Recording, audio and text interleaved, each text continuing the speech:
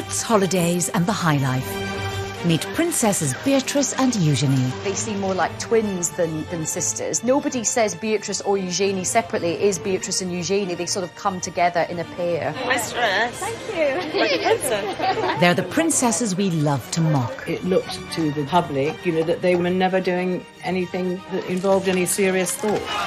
Their parents, Fergie and Andrew, have brought shame and scandal on their daughters. You're an embarrassment, sir. They've done so many things which are almost unbelievably stupid that inevitably the daughters are dragged in. I let the side down.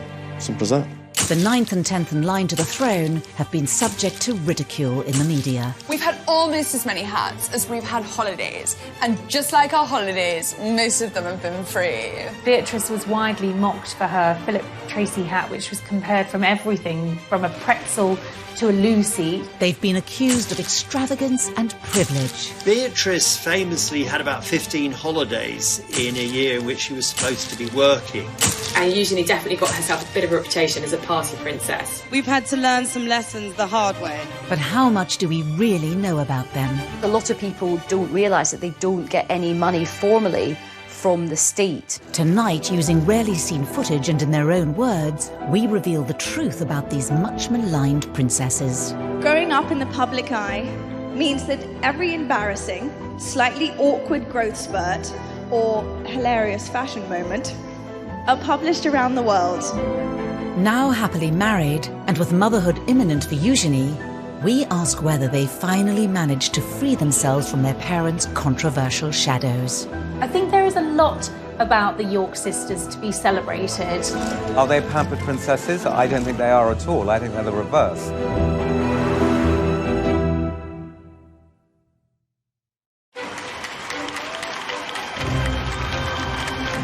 August 1988, the birth of a princess.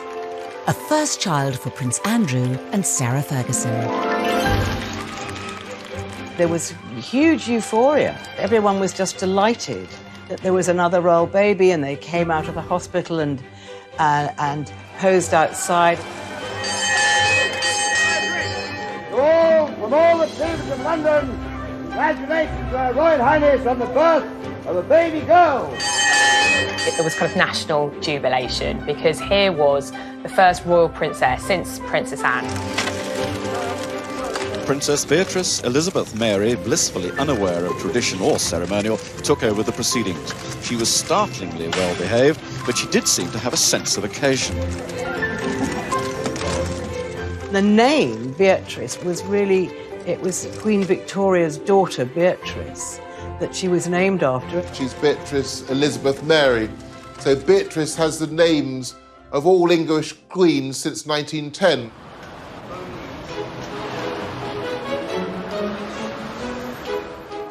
Within 2 years, there was a sister for the young princess. Princess Eugenie arrived 19 months after her sister Beatrice in the March of 1990. The Duchess emerged from the Portland Hospital, ready to give the world the first glimpse of a new royal baby.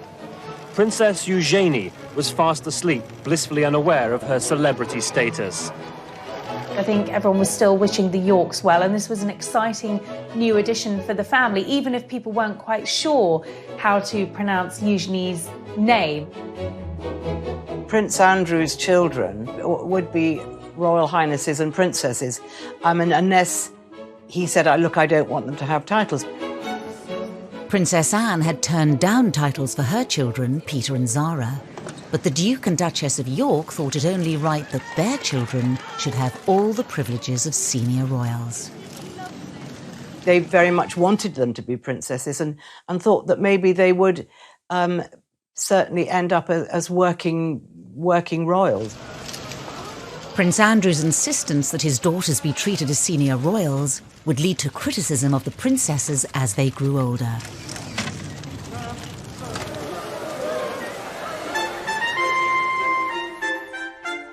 But to really understand the attacks on Beatrice and Eugenie, you have to go back to the marriage of their parents.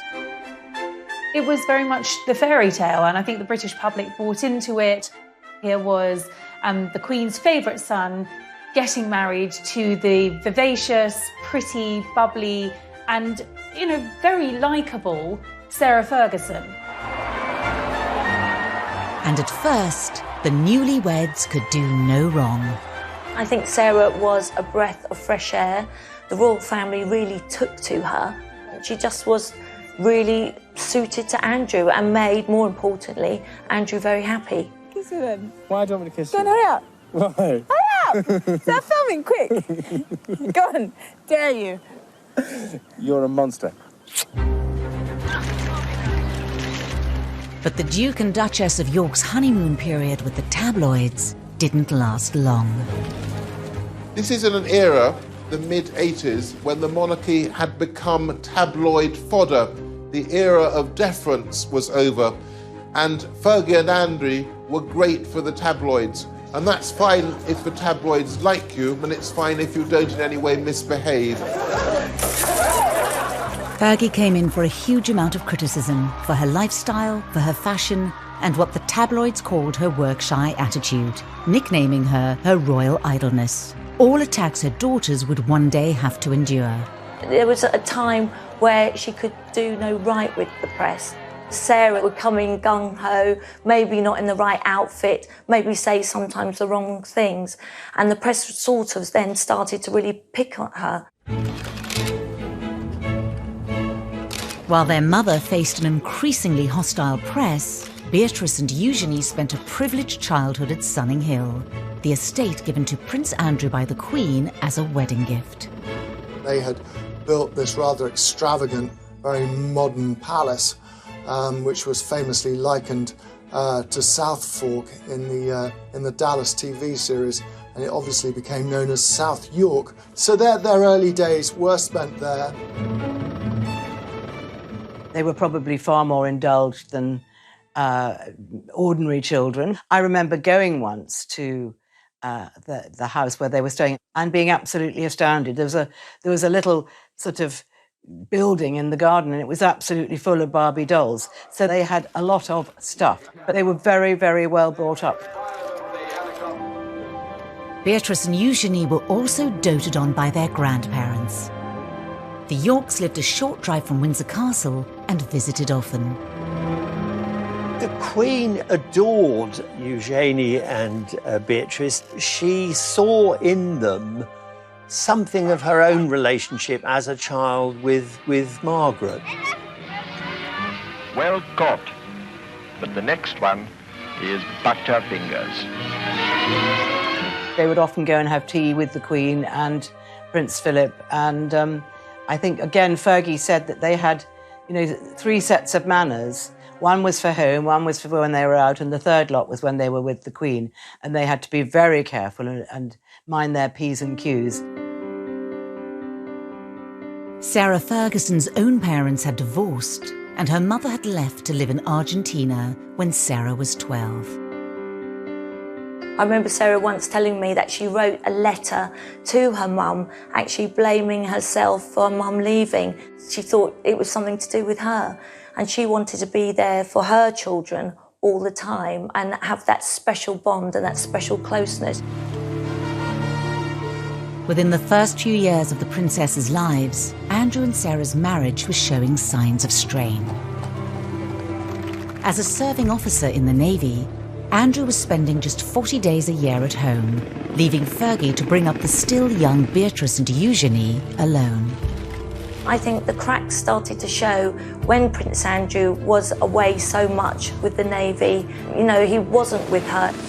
His posting follows 3 months of specialised training, and the Duke will now lead a flight team aboard the frigate for around 18 months. He wasn't there with the girls and bringing them up as she'd hoped.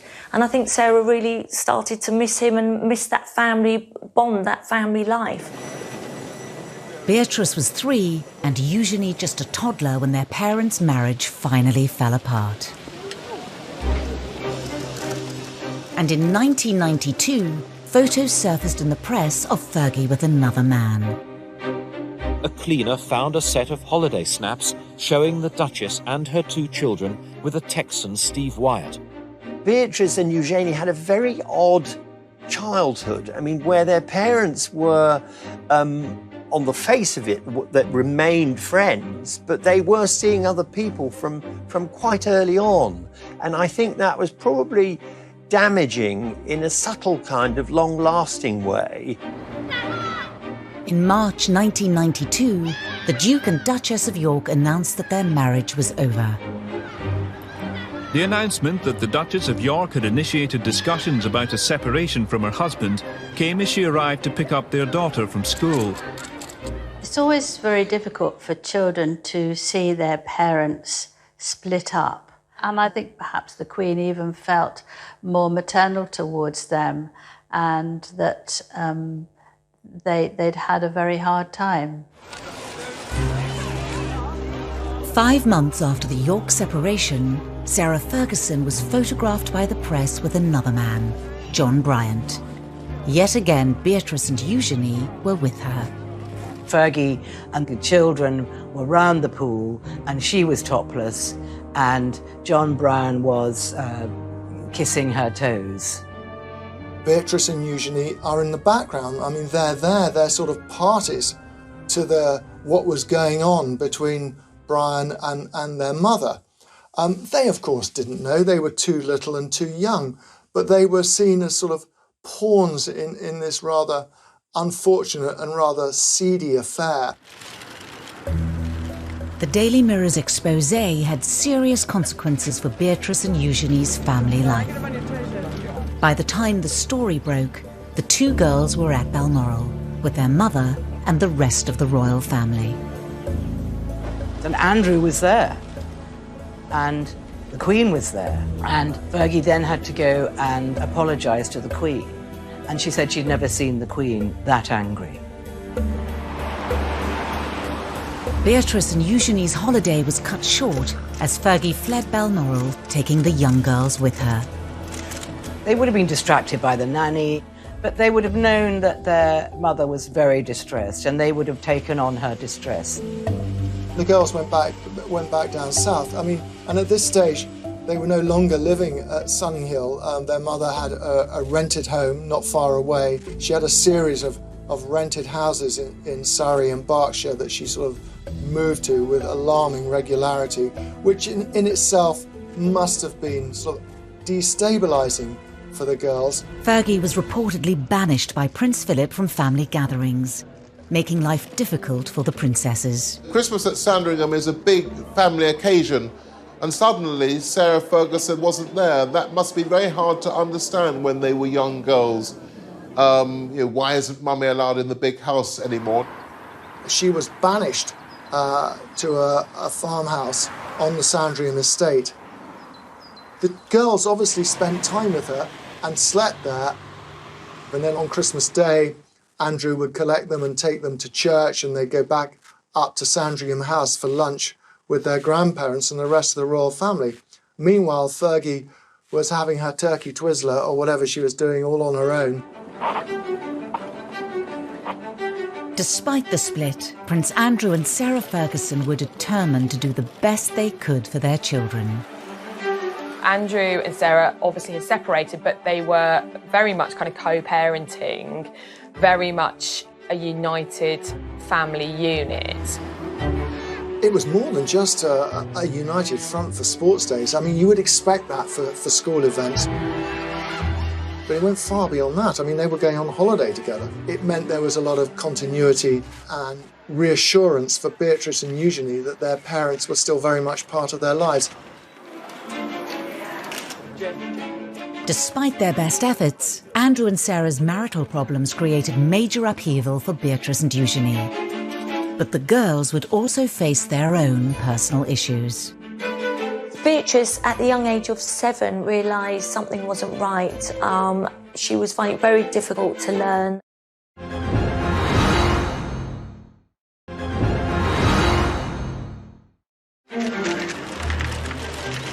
Beatrice was 7 years old and Eugenie 6 when their parents' divorce was finalised in 1996. Needing to pay off debts of more than £1 million, their mother took work in the United States. Their mother was spending a lot of time in the States, really trying to clear off an enormous debt that she'd accumulated, from TV projects to book projects. You know, Sarah was literally trying to do anything she could to get herself out of spiralling debts. Their lives were regulated by the school terms, which was probably a very good thing. So I think that, you know, they didn't suffer in any way from the fact that their mother had to go and earn money and had to spend a lot of time in New York. But as her mother was increasingly away, Beatrice was facing up to her own difficulties. She'd been diagnosed with dyslexia. Beatrice, at the young age of 7, realised something wasn't right. She was finding it very difficult to learn, and she was worried she was going to get teased from others and wouldn't fit in. Beatrice would later speak movingly of the condition in an interview for the charity Made by Dyslexia. You know, I remember we had different coloured books to describe how far away your reading levels had got to. And I was always on the white books. My best friends were always on the yellow books or the green books. They were so far ahead. And I think at that stage, those moments of doubt just pop into your head. I'm not good enough. I'm not smart enough. I'm not. Why am I not like the others? Upending royal tradition, it was decided to keep Beatrice at a local school in nearby Ascot. I think Sarah felt it very important that Beatrice was made to feel very secure and that her mum was just round the corner if needed. But there were further issues for the family to deal with. Princess Eugenie, as she started to grow and develop, her parents noticed that there was something slightly different, slightly wrong in the way that her spine was developing. So she started a number of tests and went through a number of specialists. It really worried her. It worried her about her growth. It worried the whole family. It was a very sort of scary time. At 12, Eugenie was diagnosed with scoliosis, curvature of the spine. She needed 8 hours of surgery, speaking out about it later to raise money for the hospital that treated her. I had scoliosis of the spine, which my mum found. They put metal rods in my neck and 8-inch screws up my back, which have now fused together and keep me straight. She makes private visits to see patients, and I understand that she writes to many child patients who have to undergo the same thing as her to say, look, I had it done, best decision in my life. Yes, it was tricky. Yes, I had to wear a back brace, but the upshot of that is that I'm able to ride, I'm able to walk, I'm able to ski, I'm able to lead a completely active life. In their young lives, the princesses had coped with the public scandals surrounding their parents and their private battles. There would be further struggles ahead as they carved out new roles for themselves. But uniquely, they always faced these challenges together. They're very close friends and very close sisters, but they're very different personalities. Beatrice is perhaps a more formal and more reserved. Eugenie is, I suppose, what might be described as bubbly and chatty. The more confident Eugenie chose to go away to Marlborough College, the co-ed public school also attended by Kate Middleton. Marlborough is quite progressive boarding school. It's very sporty. It does a lot of art, does a lot of drama. It's not just about the academic achievement of its pupils. And that really suited Eugenie, I think. And she made a core group of friends there with whom she'll be friends for life. Beatrice, who is, I think, the quieter and perhaps shyer of the two girls, went to an all-girls school in Ascot. She delayed her GCSEs for a year because of her dyslexia, and she didn't get the best grades, but she did go on to become head girl. Both girls had wide circles of friends, including, of course, their cousins, William and Harry. There was a stage when kind of Harry was falling out of nightclubs, and it would normally be Eugenie as his right-hand wing woman.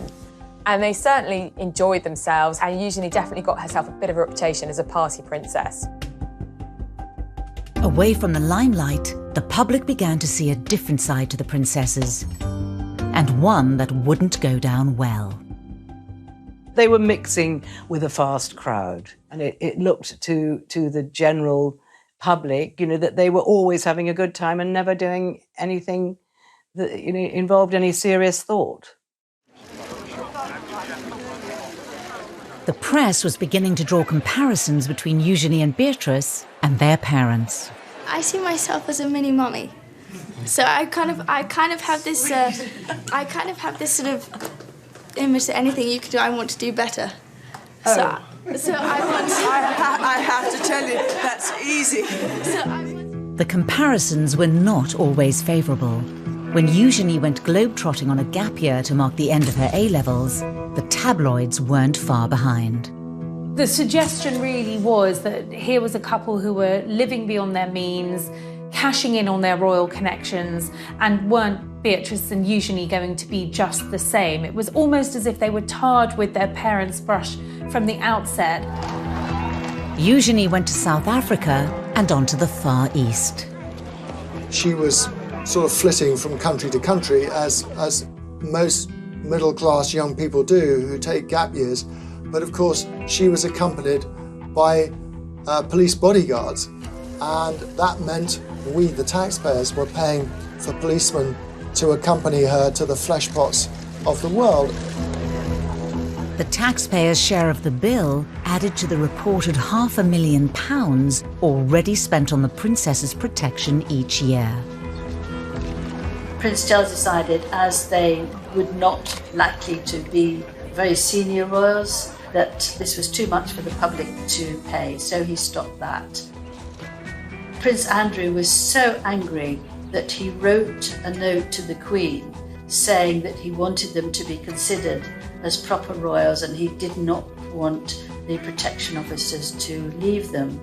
Usually the Queen gave in to him. She had this huge soft spot for him and he could persuade her to his way, but this time she refused. Written off as pampered princesses, Eugenie and Beatrice tried to keep a low profile. And in 2010, the sisters, now just 20 and 21, found themselves embroiled in another of their mother's scandals. She was caught on camera, essentially selling access to her husband and to someone who she believed was a sheikh, but was in fact an undercover reporter for the News of the World. £500,000 when you can, to me, open doors. New Prince Andrew? Yeah.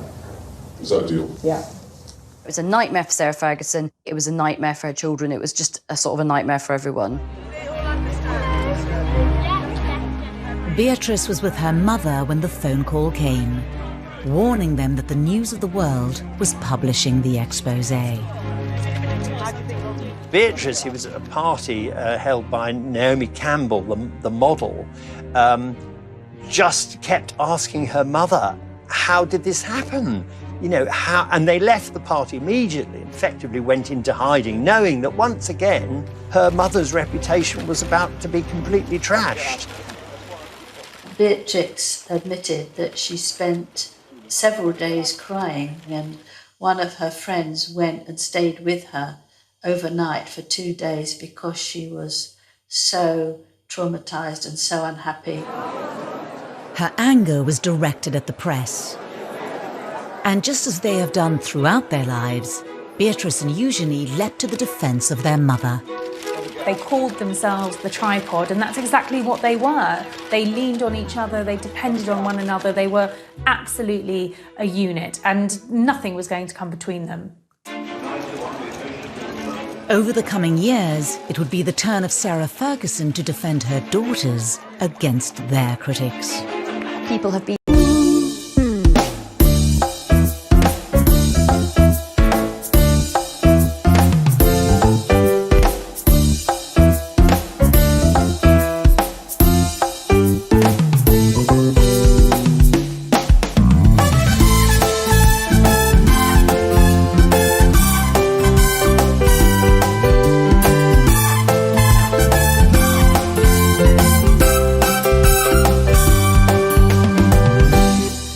Chuyện ngày xưa tôi thả những cành diều dây, lướt trên bầu trời phiêu du cùng áng mây. Hòa trong gió tiếng sáo vang từ đâu, diều bay vút cao. Rồi cùng nhau chia phe chơi tròn tiền dưới bóng cây đa già, bên sân đình bãi sông, làm con dâu chú rể chỉ kiều la, trò chơi rước dâu. Kỷ niệm xưa mãi sống trong cuộc đời tôi, hẳn tin tôi thơ. Rồi ngày tháng trôi đi, bao nhiêu mong ước xa xưa chỉ còn là kỷ niệm. Từng đêm tôi nhớ về cuộc đời yêu chen bốn bề sầu lo, nhiều lúc ước mơ rằng được phép nhiệm màu đưa tôi về thuở xa xưa, bay cao cùng cánh diều đùa chơi với đám bạn, hồn nhiên ngày thơ vui đùa ngày tháng, để lòng tôi hân hoan cùng trời mây. Ngày xưa dấu yêu còn đâu. Rồi ngày tháng trôi đi, bao nhiêu mong ước xa xưa chỉ còn là kỷ niệm. Từng đêm tôi nhớ về cuộc đời đua chen bốn bề sầu lo, nhiều lúc ước mơ rằng được phép nhiệm màu đưa tôi về thuở xa xưa, bay cao cùng cánh diều đùa chơi với đám bạn, hồn nhiên ngày thơ vui đua ngày tháng. So brutal to them, particularly in the press, about how they look. And Sarah spoke to the editor of the Daily Mail at the time and just said, look, you just back off. It's not fair.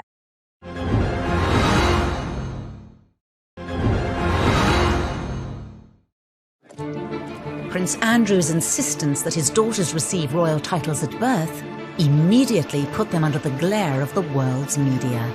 As young girls growing up, Beatrice and Eugenie had less of a place in the spotlight than William and Harry, but there was still a lot of press interest in Beatrice and Eugenie. This, along with the scandals and embarrassments that have engulfed their parents, has meant that Beatrice and Eugenie have also been in the firing line. The whole family is seen as a soft target because the parents particularly have made so many, mistakes is being generous, that inevitably the daughters are dragged in. I think there are times when it looks as though the girls are just being knocked because it's turned into something of a national sport, and particularly when it comes to their fashion sense.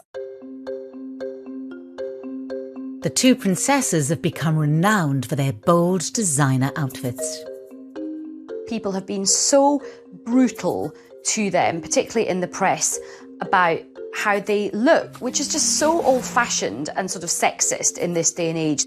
The two of them are quite similar. They quite like vibrant, eclectic, colourful clothing, and fair play to them. Fergie was often criticised in the press for getting it wrong in the fashion stakes. You know, her fashion choices were bold, some might say garish, always over the top. And I suppose when we started seeing Beatrice and Eugenie taking a leaf out of Fergie's fashion book, history repeated itself.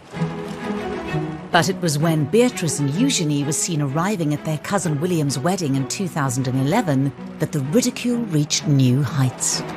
I don't think they will ever live down the outfits that they wore to the royal wedding. Sarah had paid a fortune to have them styled for the wedding day so that they looked the part. Beatrice's choice of headwear instantly created a national debate. Beatrice was widely mocked for her Philip Tracy hat, which was compared from everything from a pretzel to a loo seat.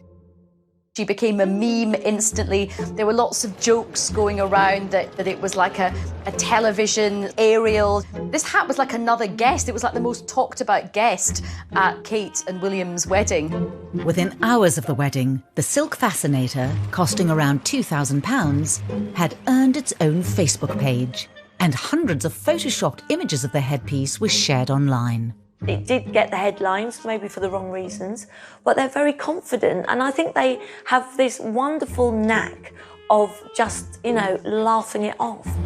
The princesses used a charity speech to showcase their positive attitudes.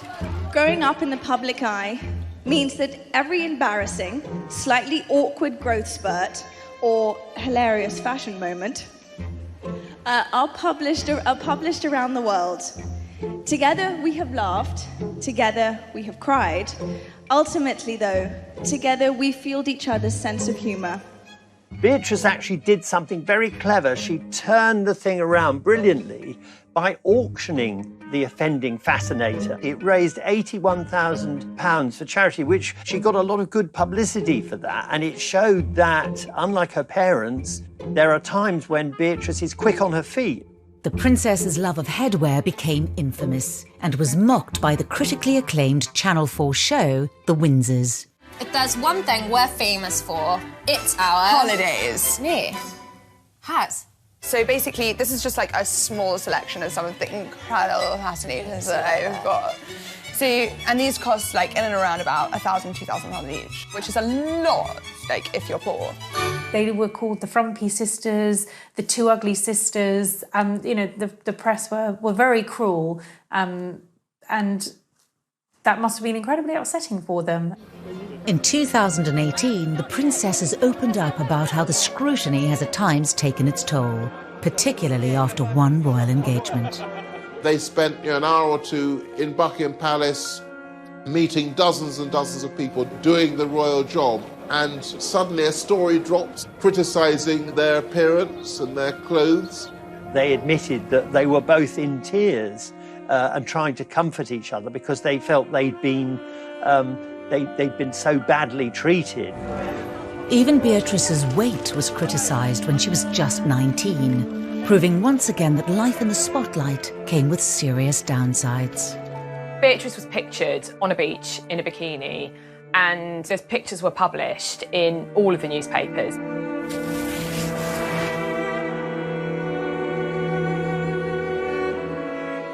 Sarah was really upset, and she is very protective of her daughters. And I think she spoke to the editor of the Daily Mail at the time and she said, look, just back off. It's not fair. Sarah also used an interview about her TV programme, The Duchess on the Estate, to plead with the media. Everybody is talking about these zero models walking up and down the catwalk, and then they say they're all too thin. Victoria Beckham's too thin, and this person's too thin. And then someone who's a good size 10, oh, she's too fat, she doesn't take drugs, she doesn't smoke. You know, she's going to university in September reading history. Give the girl a break. It was probably reminding her of the fact that she had a very hard time in the press when she was younger as well. It's partly guilt by association. They're an easy target because their mother's always been a target. Even as they reached adulthood, the princesses struggled to escape their parents' shadow. I think that a lot of the things which have been said about Beatrice and Eugenie were kind of as though they were their parents' appendages and as though they weren't independent people. There is one area of Beatrice and Eugenie's lives that gets very little press coverage. I think people don't realise that both Beatrice and Eugenie do actually have full-time jobs and they have built up their own independent careers. And of course, a lot of people don't realise that they don't get any money formally from the state.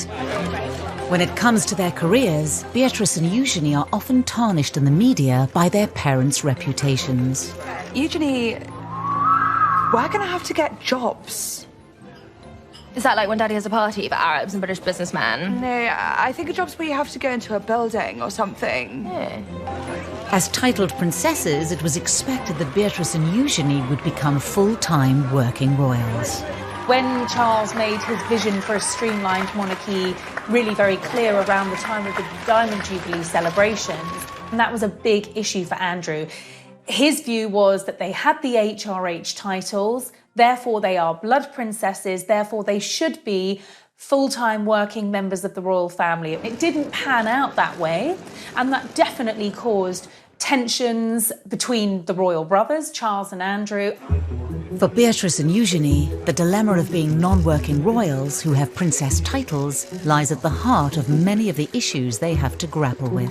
For two members of the royal family who are as close as Eugenie and Beatrice to being core members, it is unusual to be working. They never wanted to be accused of cashing in on their royal status and being idle. They wanted to go out and get jobs. But it did take a while for them to get to that position. When they left university, came back from their gap year, they were still living very much within the protective bubble of the palace.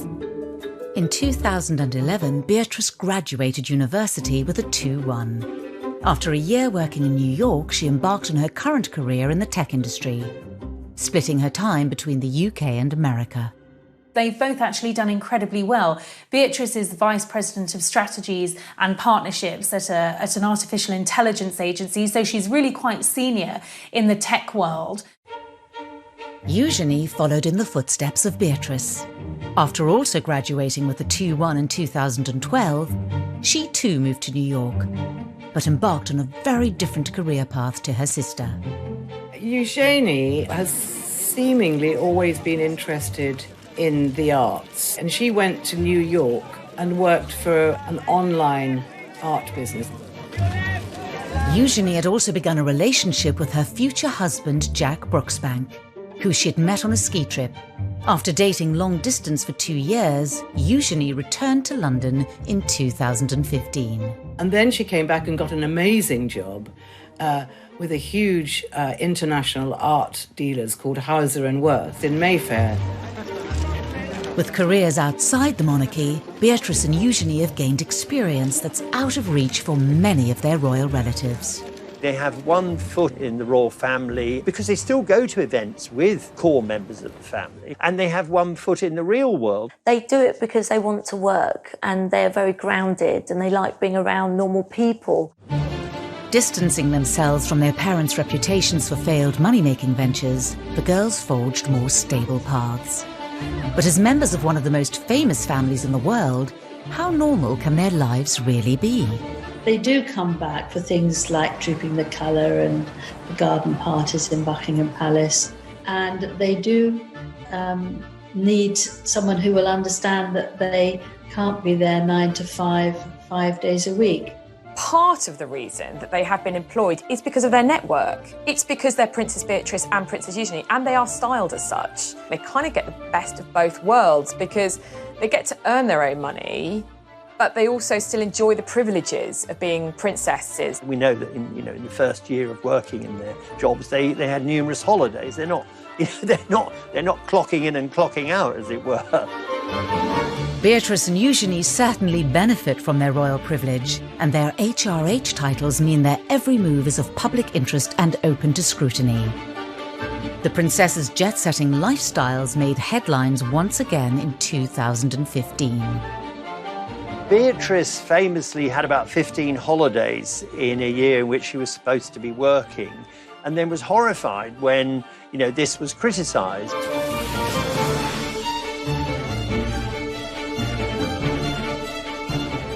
She clearly thinks this is her private life.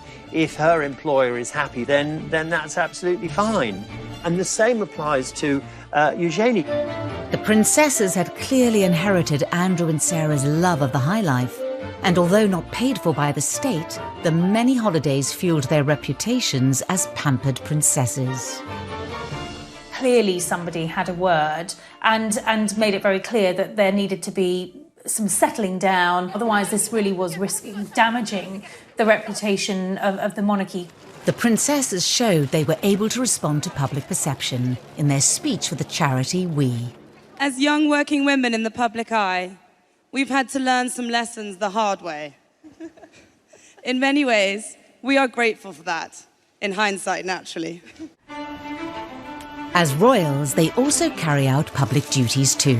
Beatrice and Eugenie are patrons of a wide range of charities. In the same way that Sarah has always used her public profile to promote charitable causes, Beatrice and Eugenie have both been very active in the charity world and have chosen charities that are meaningful and relevant to them. So Beatrice has aligned herself with children's charities with a focus on education and the dyslexia charity that she works closely with. I really see the work that we're doing, raising awareness around dyslexia, as a true pillar to stand up the concept of reimagining education. Beatrice ran in the London Marathon in aid of charity, the first member of the royal family to do so in 2010. Really excited. I'm desperate to get to the start line. I'm desperate to get going. Eugenie has most recently focused on anti-slavery and empowering women. She went on to become the patron of the National Orthopaedic Hospital, where she had been treated for scoliosis when she was 12. Today, I'm so lucky to get to work with and support other young women who are going through the same thing. To encourage them to not let their diagnosis win, to live fearlessly too. Despite their dedication, their charitable efforts are often overlooked in the press.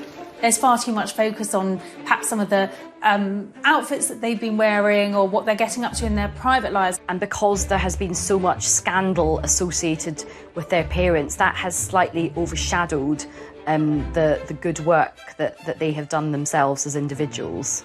I think in terms of their public conduct, they've seen the mistakes that both of their parents have made. So I think Beatrice and Eugenie have learnt from this. They've given very few rather short interviews, normally about something very specific, often a charity involvement. They want to live quiet lives below the radar, the antithesis of the lives that their parents have lived. That desire to largely remain out of the public eye is all well and good, but when it comes to royal romances, it's often impossible. And Eugenie's wedding would invite yet more media scrutiny. It was Eugenie trying to compete in glamour with Harry and Meghan's wedding, but this is someone who's ostensibly an ordinary working person.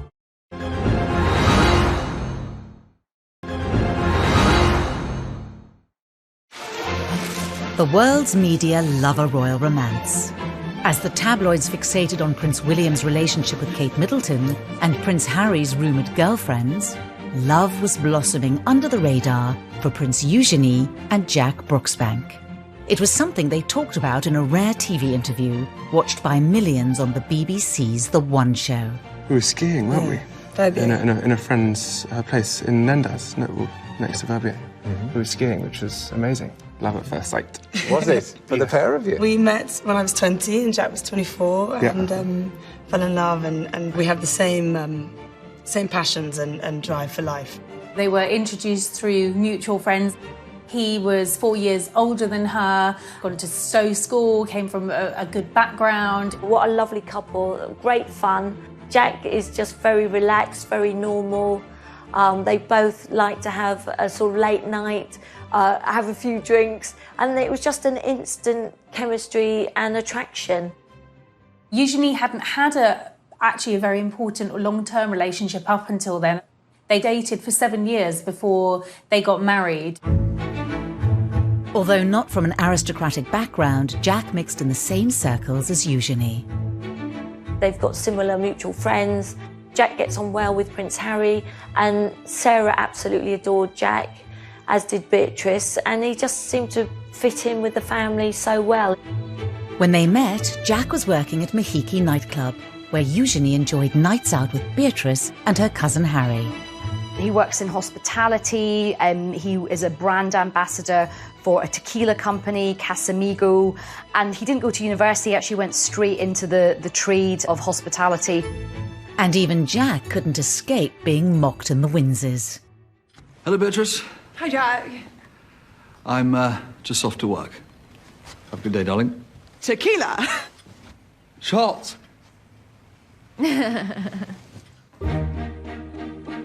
Eugenie and Jack announced their engagement in 2018. To mark the occasion, the couple also did an interview with ITV's long-running daytime show This Morning. How would you describe each other in just 3 words? She's this bright, shining light. I was quite surprised that they did an engagement interview because they do occupy this kind of hinterland between, they're not senior working royals. They are private individuals. So ordinarily you wouldn't have a engagement interview for a private royal. So the iconography was, this is a royal wedding. And the interview was in Buckingham Palace. But Eugenie's big day had to be put on hold. Because of the order of hierarchy, she actually had to wait for Prince Harry to marry Meghan before she could marry Jack, even though they'd been engaged for a long time. There was a certain amount of upset about that and upset about being told you've got to wait. The British public won't be able to be even remotely enthusiastic about this wedding. As a senior royal, Harry's wedding came first, but Prince Andrew was apparently determined to make sure that his daughter's was no less important. I think particularly Prince Andrew, he's always been a bit miffed that they were never made full working members of the royal family. So I think this was his opportunity to really show them off to not just the country but to the world and say, yeah, my daughters are absolutely up there with, you know, William and Harry. Eugenie's big day was looking to be an extravagant affair. Prince Andrew very much wanted to have a big fun fair for his daughter. It was very difficult because I feel that a lot of the public didn't want this. They thought it was a waste of taxpayers' money from the security. They aren't senior royals, so why should they have the same as Prince William and Prince Harry? And a lot of it, of course, revolved around Prince Andrew, whose reputation was sinking fast by this stage, and it was seen as sort of him being too excessive.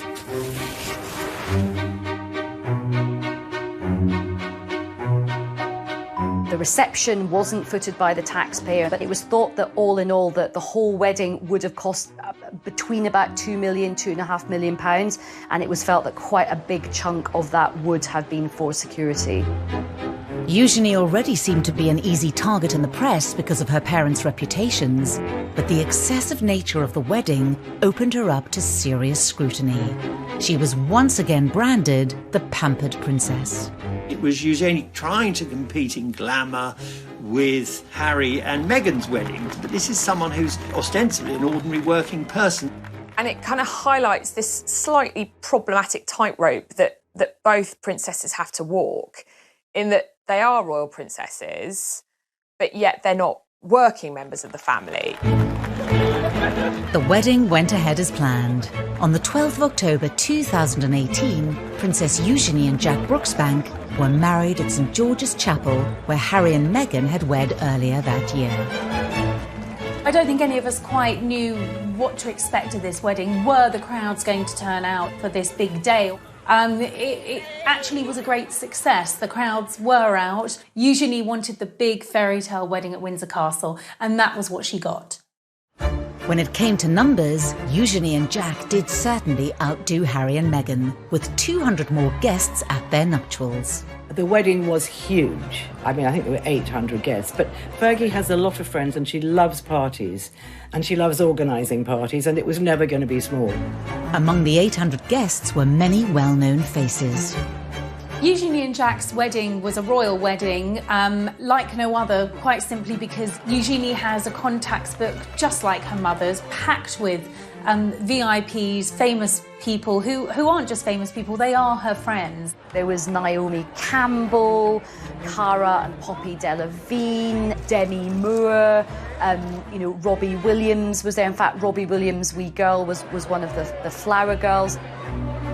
There was another night of partying at the Royal Lodge, and this was a big affair with dodgems and sort of fairground rides. It certainly was star-studded, but of course Eugenie and Jack's families were central to the celebrations. Her father walked her down the aisle. Her sister was her head bridesmaid. She had her nieces and nephews, Princess Charlotte and Prince George, as part of the wedding party. So for all the famous faces in the pews, at the heart of the wedding, it was family, and that's very important to Eugenie. Despite years of having her fashion sense mocked, Eugenie's outfit choice on the day was widely admired and held great personal significance for the royal bride. There was a lot of speculation in the press about who'd been chosen to design Eugenie's wedding dress, and Peter Pilotto was an unexpected choice. But the dress was beautiful. It was very different to anything we'd seen a royal bride wear, in that the back was deliberately low cut. And Eugenie later explained that she'd deliberately chosen that style to show off the scar from when she'd had her operation as a 12-year-old girl to correct the curvature of her spine. And the other thing is that she was wearing this beautiful tiara with emeralds in it, which was lent to her by the Queen. The tiara from the Queen was to show the strength and the closeness of their relationship. Whilst the weddings of Harry and William were broadcast to the world on the BBC as well as other channels, Eugenie's was not, which reportedly caused more angst for Andrew. His people asked the BBC if they would televise it, and the BBC said no.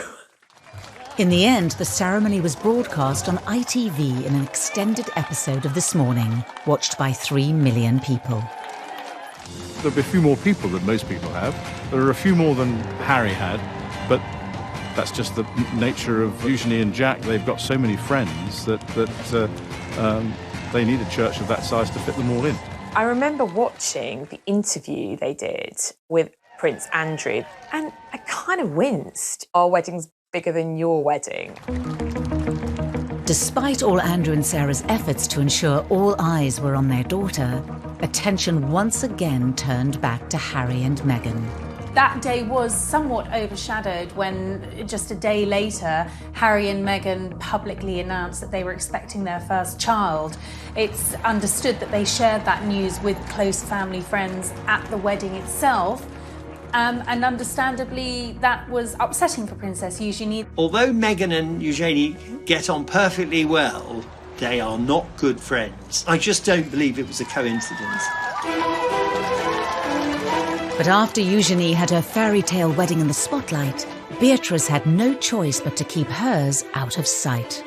Suddenly, the entire world is looking at Prince Andrew and their family, and it is one of the biggest scandals.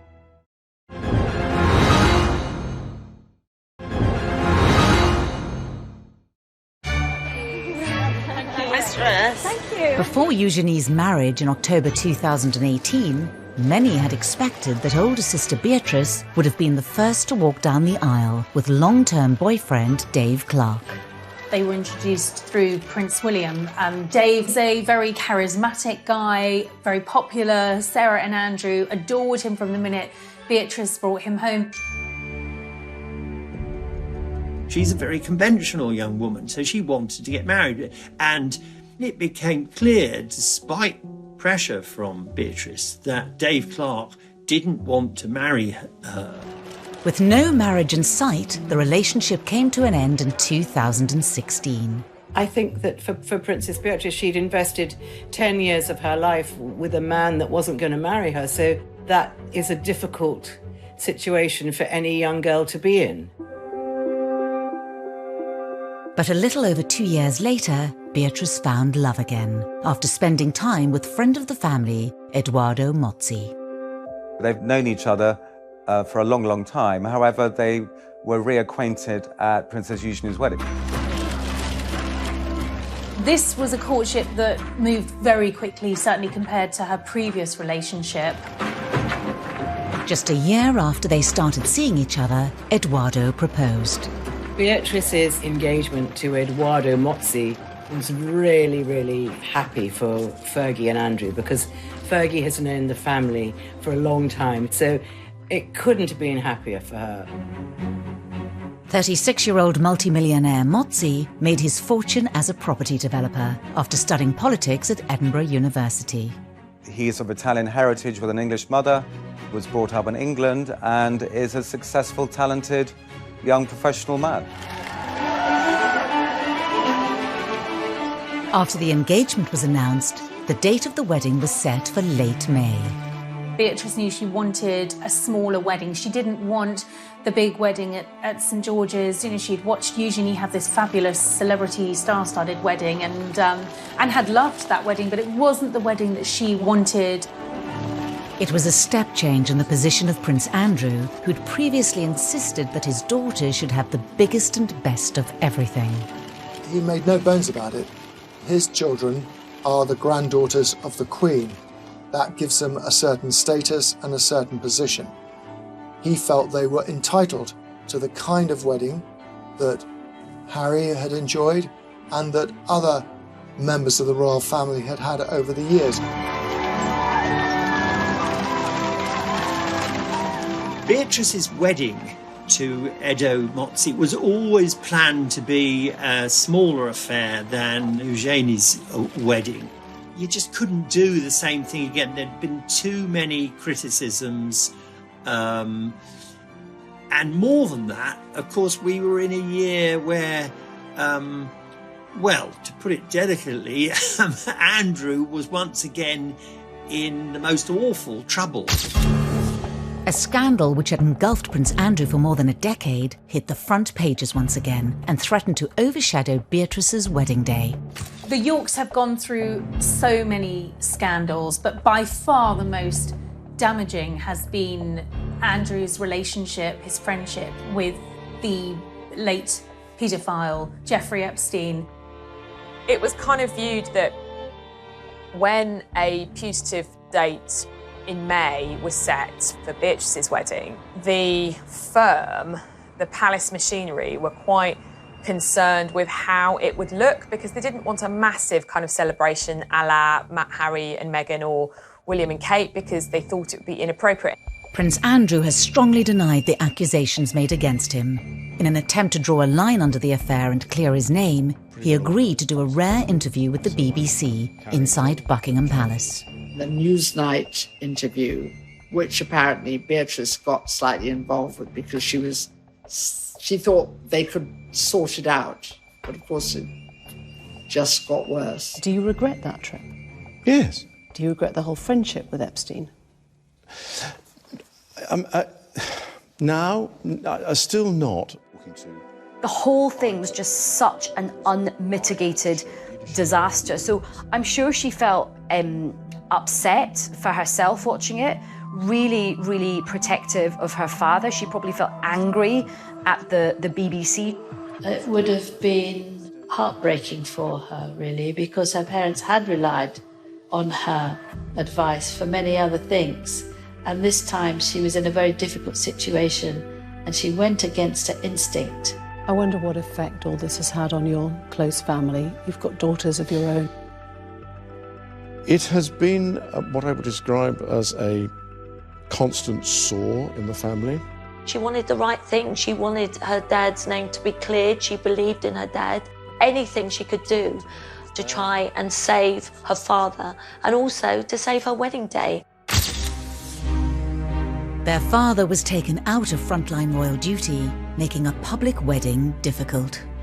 It was still going to be a royal wedding.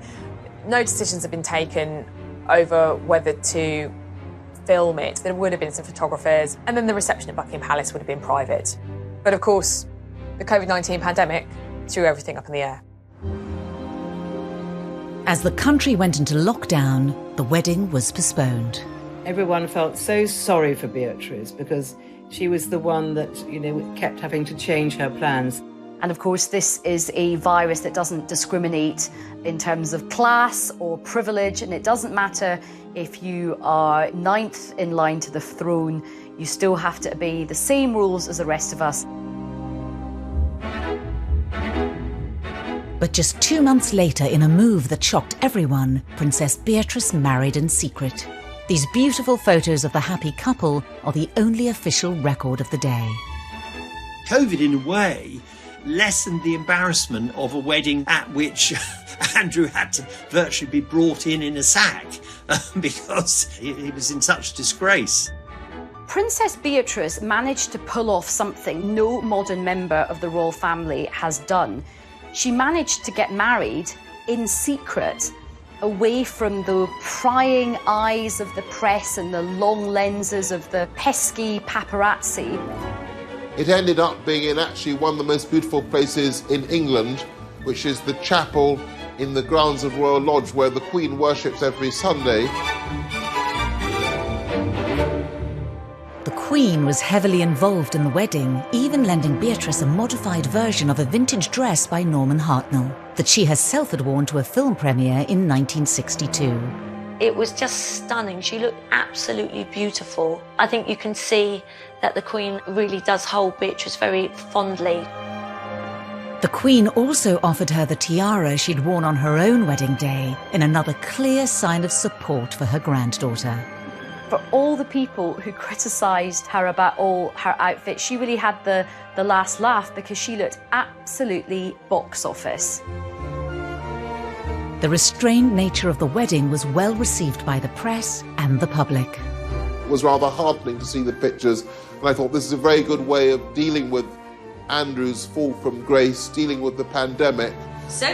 In a video announcing the winners of a drawing competition for the Forget-Me-Not Hospice, Beatrice talked for the first time in public about the wedding.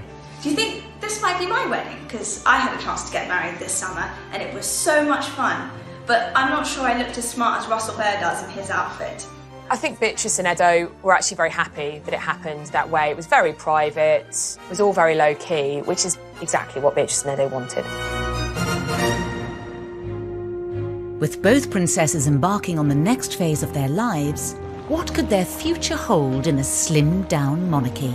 It's quite possible that now Harry and Meghan are out of the picture, that there will be things that Beatrice and Eugenie could do, which is what their father wanted them to do all along.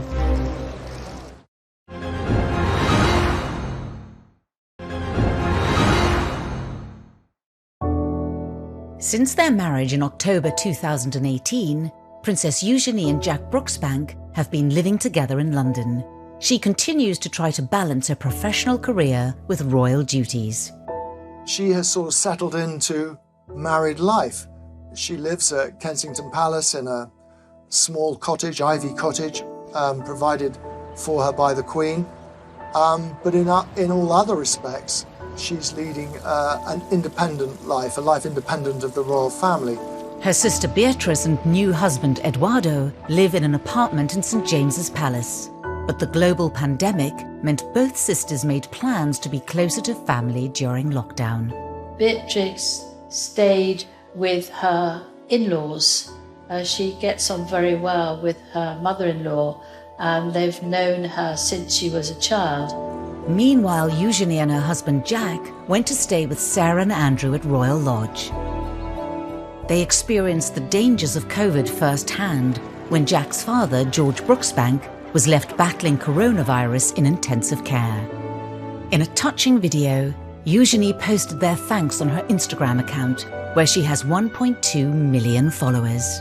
A huge thank you to everyone at the Brompton Hospital for what you've done in saving my father-in-law's life. George came back home to us the other day, so happy. I wish everyone all the best, and thank you so much again for everything you do. Both York sisters have continued their work with the charities of which they're patrons, even under lockdown, hosting an awards evening over the internet for the Teenage Cancer Trust. We wanted to let you all know that you're not all nominees, you're all winners! I think we could see the great work these girls do, that even with this pandemic that we're all in, it was so amazing and so special for those that were winning these awards. So thank you so much for sharing today and for doing all that you can to support young people and Teenage Cancer Trust. They've tried to tell people their own ways of managing very difficult things and also to, I think, inspire them. Beatrice has been an ambassador for the Forget-Me-Not Children's Hospice for more than 8 years, and during isolation sent a heartfelt message of encouragement to the young people and families who are supported by the charity. I know that this is an incredibly challenging time, especially for those living in isolation, not receiving that face-to-face support, which is delivered by the incredible nurses and staff at the hospice. Between them, the sisters are patrons and ambassadors to over 17 charities, which they support in their spare time alongside their full-time jobs. This dedication appears in stark contrast to their portrayal as spoilt and brash princesses in the media. So they may have had criticism because people didn't like their hats, which is fairly absurd. They see themselves as having a duty to the Queen to be good princesses for the rest of their lives and to do great charitable work and support the country and the Queen. I don't ever hear anything unpleasant about them. Everybody that meets them says how charming they are, which is really nice. And nice for Fergie too, because it means at least she's done something right. Throughout the scandals and deep embarrassments, the York princesses have remained loyal to their disgraced parents. Prince Andrew and Sarah have the most amazing relationship. It was one of the happiest divorces I've ever known, and they get on so well, and they even live together. Their parents are always in the papers, usually on the receiving end of pretty negative headlines. And I think to a degree, the girls have been tarred by the same brush. I think they've been in a very difficult position. They have had the burden of the HRH title whilst trying to create independent lives for themselves. I think sometimes it might be nice to see them celebrated for some of the good things that they do. We're working on it. Thank you for talking to us. Thank you. So it's as if everyone's waiting for them to make a bigger blunder. You know, the parents have been a godsend to the newspapers for 30 years. You just have to wait, and they'll do something even worse than the last thing that they did. But I don't think the daughters will do that. The York family have created their own sort of fortress against all the sort of slings and arrows that have been thrown at them. And I suspect that Beatrice and Eugenie just get on with their lives. And I think now that they're married, they've got so many other things going on that they're able to do this. In September 2020, the palace announced that Princess Eugenie was pregnant. She posted a picture on Instagram and said that she and Jack were excited for early 2021, when the baby is due. They're both happily married. They're about to start a new chapter of their lives. Both women want to have children. Eugenie's already expecting. Both women want to have a happy marriage that, frankly, their parents didn't have. They don't want to go through what their parents went through in the spotlight. They want to live quiet lives below the radar, the antithesis of the lives that their parents have lived. Beatrice and Eugenie have worked hard to balance two very different lifestyles and carve out a modern role for themselves in the royal family, something that other members have been unable to achieve. I think actually that Beatrice and Eugenie have been very successful in combining their royal persona with their ordinary working persona. And they seem to have kind of struck the right note with that. I think that both of them are able to be in the modern world and are both able to bridge the world and the occasional formality of the royal family with the modern world of work. With Prince Andrew and Prince Harry both taking a step back from frontline royal duties, could a more prominent role for the royal princesses beckon? We've lost Harry and Meghan from the royal firmament. Prince Philip's retired. Andrew, he's never going to come back to full-time royal duty. So effectively, you've lost 4 senior members of the family: Philip, Andrew, Meghan and Harry. That does leave a void. So it may be that one or both of these daughters start to play a bigger part. The Duke and Duchess of Cambridge have done a brilliant job, but they can't do everything. Nobody can be everywhere.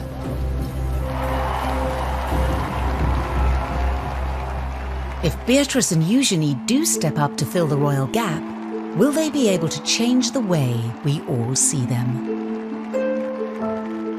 Are they pampered princesses? I don't think they are at all. I think they're the reverse. They've had to deal with a lot of criticism. You can certainly detect a softening in the attitude of the newspapers to Beatrice and Eugenie.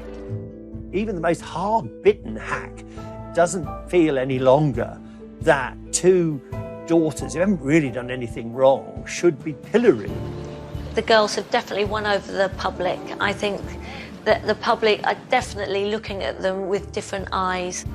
The road has sometimes been a bumpy one, but they are married, they are really free, I think, from their parents now in a way that they haven't really been up until now. They are financially independent, and they are living their own lives.